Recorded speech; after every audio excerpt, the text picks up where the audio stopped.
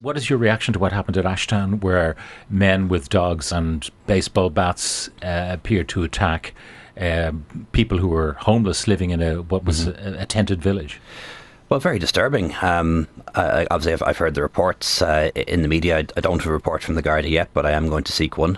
So, I'm always reluctant to comment on something without knowing the full facts. But it has the feel and look of essentially a racist attack. Yeah. These are, people who are foreigners, people who were sleeping rough. It is the case, at least up until very recently. It seems that this attack was organised through social media. People, make sure you have your dog, make sure you have your baseball bat or whatever. It's the kind of thing that Nazi Germany would have been familiar with, and we don't want that here. Absolutely not. And I think it requires a full investigation by the Gardaí, and is something that I'm going to pursue with them. Let's talk about the ongoing housing crisis and how that is being exacerbated really by the number of refugees, both Ukrainians and international protection seekers who are coming to the country. Is it an insoluble problem? No, I don't believe so. And I think we need to be careful not to be blaming the housing crisis on people coming into the country. That's no, but I know it's not what you meant, but adds the numbers. That's the point. It certainly makes it more difficult to solve. And the backdrop to the housing crisis is a rapidly increasing population, smaller households, an economy that's booming, and then a prolonged period of time where there was very little new housing construction, and we're really catching up from that. But we are seeing some real progress. We have the figures in just last week. Nearly 30,000 new homes built in Ireland last year.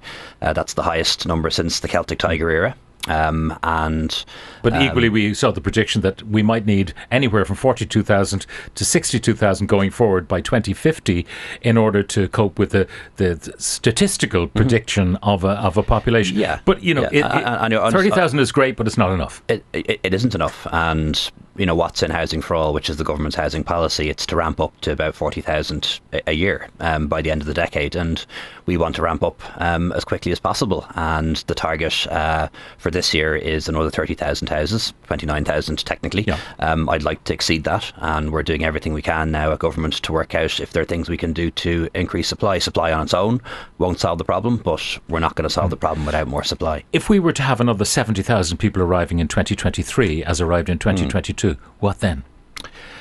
Well, that picture does make things more difficult. We have people arriving from Ukraine, as you know. We have people arriving seeking international protection, roughly 1,000 a month. We have 30,000 Irish citizens who come back to Ireland every year.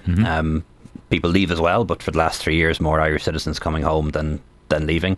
And then we have people from other parts of the European Union who could go anywhere, Barcelona, Amsterdam, Berlin, you name it, but they choose to come to Ireland largely because the economic opportunities are very good here.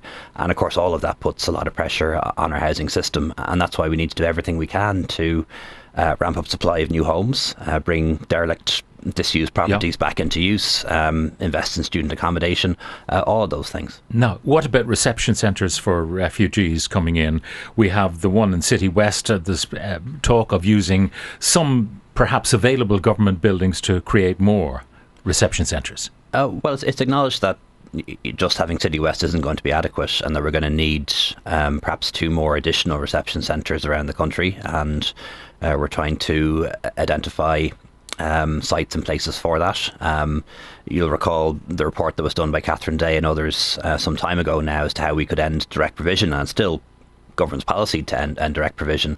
That's obviously going to be a lot harder to do. But a lot of people in direct provision, I was reading this morning, are free to stay here wherever they want, but they've chosen, because of a lack of available housing, to stay in direct provision, even though they could be supplying their own housing, working in jobs and so on. But there's no way out of direct provision for them, no availability. Yes, so there's about 5,000 people, I think, who are currently living in direct provision centres who have the legal status. They're free to stay in Ireland, and they haven't moved out. So what do you do about that? Well, I suppose we're doing different things. I think it's important not to blame them as such. In some cases they just can't afford to move out. They might be on social welfare, they might be on low incomes. They are entitled to HAP, of course, and homeless HAP, but there are difficulties finding properties for anyone at the moment who's on HAP or even homeless HAP. But there are others who, for example, might have decent incomes, but are sending the money back home rather than spending it on rent. So, we can't just treat everyone as though they're the same. Everyone has an individual case. Should it be all time limited, though? Because this is one of the things with Ukrainian refugees. There's a report from the Department of Children looking at how other European countries are doing it, and the question of time limiting entitlements so that people who might be reluctant to have a go in the economy, surviving, might be encouraged, shall we say, to have a go rather than being let be. Yeah, we have to be careful about all these things. Sure. We don't want people, to stay living in hotels or living in B&Bs or living in direct provision when they could potentially move on and get employment and rent, as huge numbers of people do. But at the same time, we don't want to be so harsh that we push people into homelessness or put them in a situation where they have no roof over their head. So, modulating that is a real challenge. We're going to lose hotel accommodation.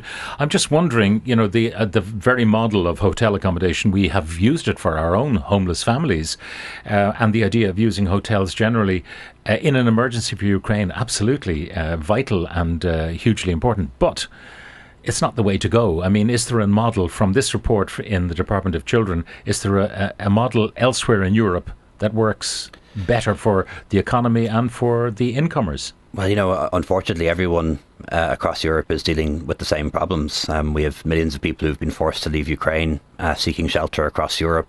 And across Europe, there's been a threefold increase in the number of people, not from Ukraine, but are from other parts of the world and looking for international protection. And sadly, what you see in large parts of Europe, are camps. You've seen the camps in France, you've seen the camps in Greece, you've seen the fact in the Netherlands that people have no shelter at all, and we've had a taste of that in recent weeks in Ireland. So, there's no model that's perfect across Europe, not when we're dealing with the kind of numbers that we're dealing with. And just to look at it this way, let's say, for example, 2 years ago, we had amazing foresight, and we thought that Vladimir Putin might invade Ukraine and that 100,000 people might come to Ireland. And we decided to build a city the size of Waterford with 20,000 houses and apartments, just in case. That will be full now, given the numbers of people that have come. So this is an unprecedented crisis. Europe hasn't seen anything like this since the Second World War. Ireland has not seen anything like this ever in our history. And what we're endeavouring to do is the best we can to provide people with shelter, provide them with heat and light, with healthcare, education, employment in many cases.